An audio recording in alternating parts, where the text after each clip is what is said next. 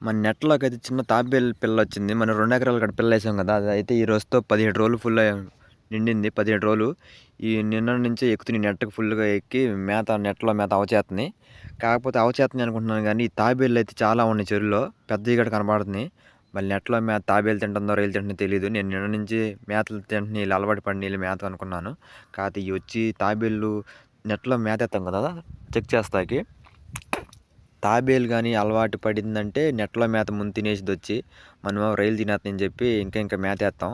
అది కూడా చూసుకుంటా ఉండాలి. చెరువుకొచ్చి ఒక నెట్ కాకుండా ఇంకో నెట్ కాడ పెట్టుకోవాలి. అంటే ఈ గట్టు మీద ఒక నెట్ పెడితే అవతల గట్టు మీద ఇంకో నెట్ పెట్టాలి.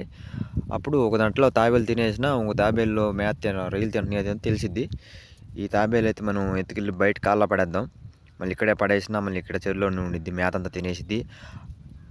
తాబేలు మేత తినడమే కాదు, మామూలుగా పెద్ద తాబేలయితే రొయ్యలు కూడా తినేసిద్ది.